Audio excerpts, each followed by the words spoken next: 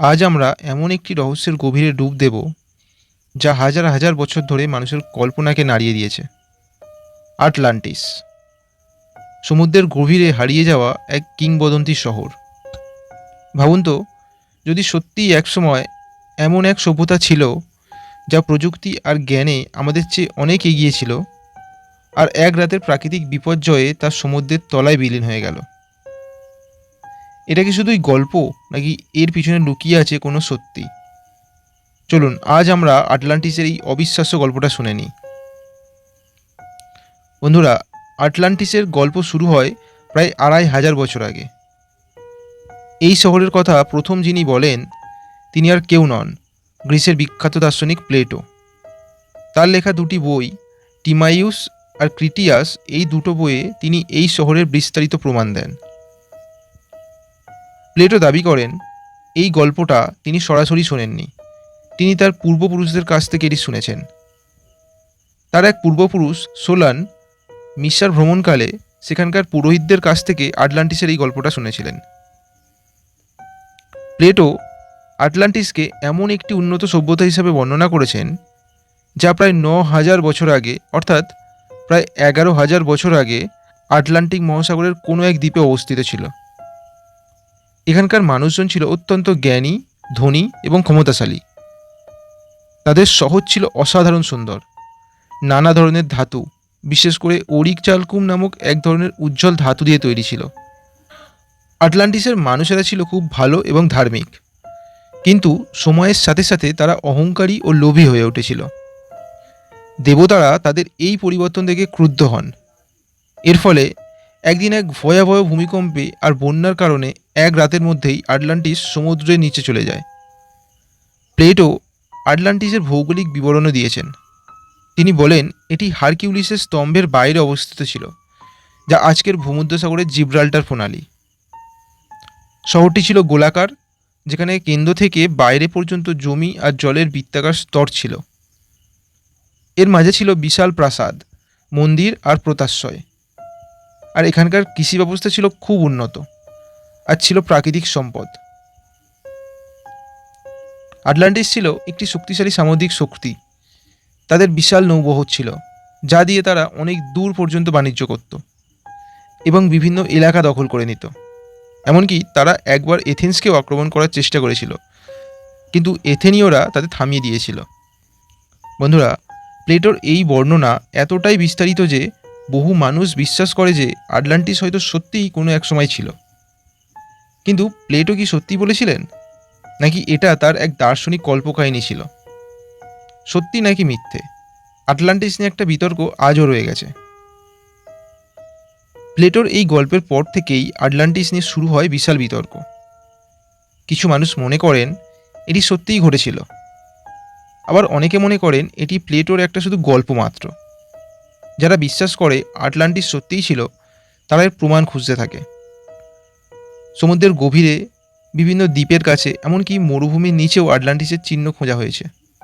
তবে যারা আটলান্টিসকে একটি গল্প মনে করেন, তারা বলে যে প্লেটো এই গল্পটি লিখেছিলেন মানুষকে একটি শিক্ষা দেওয়ার জন্য। তিনি দেখাতে চেয়েছিলেন যে কিভাবে অহংকার আর লোভ একটি শক্তিশালী সভ্যতাকে ধ্বংস করে দিতে পারে। তারা যুক্তি দেন যে যদি এত বড় একটি শহর সত্যিই ছিল, তবে প্লেটোর আগের কোনো ঐতিহাসিক বা ভূগোলবিদ এর কথা জানতেন না কেন? আর কেনই বা এর কোনো সুনির্দিষ্ট প্রত্নতাত্ত্বিক প্রমাণ পাওয়া যায় না? বন্ধুরা, আটলান্টিসের সম্ভাব্য অবস্থান আর আটলান্টিসের আসল জায়গা নিয়ে বহু তত্ত্ব রয়েছে। যদিও প্লেটো আটলান্টিক মহাসাগরের কথা বলেছিলেন, কিন্তু এর নির্দিষ্ট অবস্থান কেউ বলতে পারেনি। চলুন বন্ধুরা, এর অবস্থানের পিছনে কিছু জনপ্রিয় তত্ত্ব নিয়ে আলোচনা করা যাক। অনেকেই মনে করেন আটলান্টিস ছিল এজিয়ান সাগরের থেরা দ্বীপ, যা আজ সান্তোরিনি নামে পরিচিত। প্রায় ১৬০০ খ্রিস্টপূর্বাব্দে এই দ্বীপে এক ভয়াবহ আগ্নেয়গিরির বিস্ফোরণ ঘটেছিল, যা দ্বীপটির বেশিরভাগ অংশকে ডুবিয়ে দিয়েছিল এবং এক বিশাল সুনামি তৈরি হয়েছিল। এই ঘটনা প্লেটোর বর্ণনার সাথে বেশ মিলে যায়। আবার বন্ধুরা, কেউ কেউ মনে করেন আটলান্টিস স্পেনের উপকূলে বা কেপ ভের্দে দ্বীপপুঞ্জের কাছে ছিল, যা আটলান্টিকের মধ্যে পড়ে। আবার কিছু রহস্যবাদী মনে করেন বারমুডা ট্রায়াঙ্গেলের কাছাকাছিও কোথায় আটলান্টিসের ধ্বংসাবশেষ থাকতে পারে, কারণ সেখানে অনেক জাহাজ আর বিমান রহস্যজনকভাবে নিখোঁজ হয়ে গিয়েছিল। আবার অবাক লাগলেও কিছু কিছু বিজ্ঞানী দাবি করেন সাহারা মরুভূমির মধ্যেও এর কোথাও না কোথাও একটা অবস্থান ছিল। যদিও এই তত্ত্বগুলোর কোনোটিই নিশ্চিত প্রমাণ দিতে পারেনি, তবে এগুলো আটলান্টিসের রহস্যকে আরও গভীর করে তোলে। আধুনিক যুগে এসে বিজ্ঞানীরা আটলান্টিস খুঁজতে আরও উন্নত প্রযুক্তি ব্যবহার করছেন। গভীর সমুদ্রের স্ক্যানিং, সোনার টেকনোলজি, স্যাটেলাইট ইমেজ সব কিছু ব্যবহার করা হচ্ছে। ডিপ সি রোবটগুলো সমুদ্রের গভীরে এমন কিছু জিনিস খুঁজে পেয়েছে যা দেখে মনে হয় কোনো এক সময় সেখানে মানুষের বসতি ছিল, যেমন অদ্ভুত পাথর বা পুরনো স্থাপত্যের কিছু ভাঙা টুকরো। তবে এই সব কিছুই এখনও প্রমাণবিহীন। পাওয়া জিনিসপত্রগুলো প্রাকৃতিকও হতে পারে বা অন্য কোনো পরিচিত সভ্যতার অংশ হতে পারে। আটলান্টিসের নিশ্চিত কোনো প্রমাণ এখনও আমাদের হাতে আসেনি, কিন্তু এই অনুসন্ধান থামছে না, কারণ মানবজাতি সবসময়ই অজানা আর রহস্যময় জিনিস জানতে চায়। আর আটলান্টিসের গল্প আমাদের সেই কৌতূহলকে আরও বেশি উস্কে দেয়। তাহলে বন্ধুরা, আটলান্টিস কি শুধুই প্লেটোর একটি কাল্পনিক গল্প ছিল, নাকি এর পিছনে কোনো বাস্তবতার ছোঁয়া আছে? এই প্রশ্ন নিয়ে বিতর্ক চলতেই থাকবে। আবার অনেক ঐতিহাসিক মনে করেন প্লেটো হয়তো থেরা দ্বীপের আগ্নেয়গিরির বিস্ফোরণের গল্প শুনেই আটলান্টিসের বর্ণনা দিয়েছেন, তবে তা নিজের মতো করে সাজিয়েছেন। এর উদ্দেশ্য ছিল এথনীয়দের শক্তি আর নৈতিকতার বার্তা দেওয়া।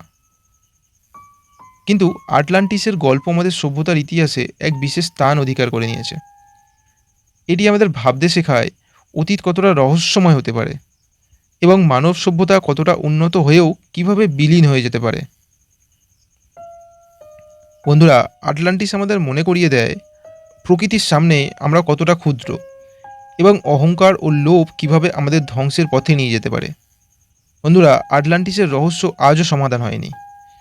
সমুদ্রের গভীরে এই হারিয়ে যাওয়া শহরের গল্প আজও আমাদের রোমাঞ্চিত করে, নতুন নতুন অনুসন্ধানের জন্ম দেয়। হয়তো একদিন কোনো বিজ্ঞানী বা অভিযাত্রী আটলান্টিসের প্রকৃত রহস্য উন্মোচন করবেন আর আমাদেরকে চমকে দেবেন। চলুন বন্ধুরা, আমরা সেই আশাতেই থাকি। আটলান্টিসের এই রহস্যময় যাত্রা আপনাদের কেমন লাগলো কমেন্ট করে জানান। আর যদি এই ভিডিওটি আপনাদের ভালো লাগে তবে অবশ্যই লাইক করুন, আপনাদের বন্ধুদের সাথে শেয়ার করুন আর আমাদের চ্যানেলটিকে সাবস্ক্রাইব করুন। আমরা আবার আসবো নতুন কোনো রহস্য বা অজানা গল্প নিয়ে। ততক্ষণ পর্যন্ত নিজের কৌতূহলকে বাঁচিয়ে রাখুন ও ভালো থাকুন। ধন্যবাদ।